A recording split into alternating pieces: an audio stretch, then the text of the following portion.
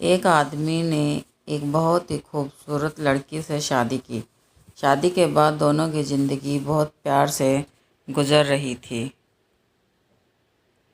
वह उसे बहुत चाहता था और उसकी खूबसूरती की हमेशा तारीफ़ किया करता था। लेकिन कुछ महीनों के बाद लड़की चर्म रोग से ग्रसित हो गई और धीरे धीरे उसकी खूबसूरती जाने लगी।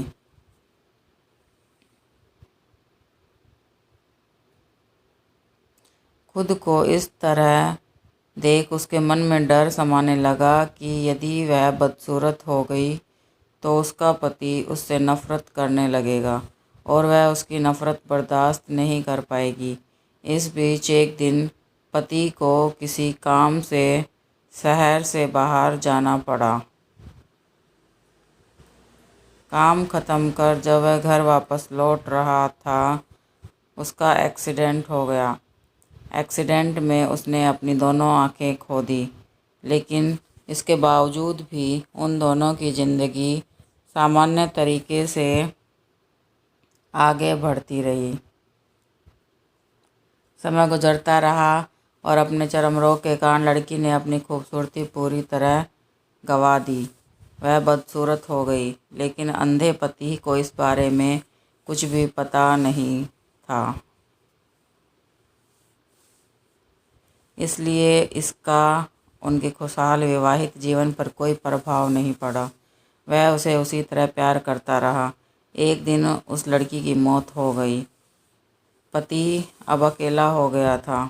वह बहुत दुखी था। वह उस शहर को छोड़कर जाना चाहता था।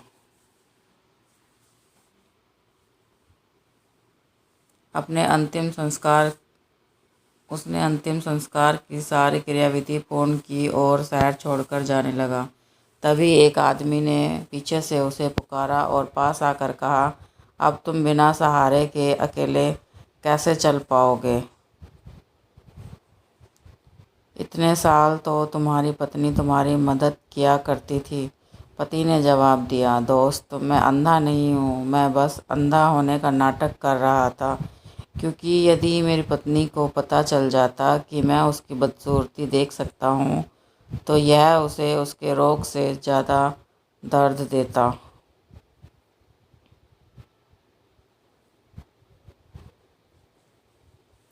इसलिए मैंने इतने साल अंधे होने का दिखावा किया। वह बहुत अच्छी पत्नी थी, मैं बस उसे खुश रखना चाहता था।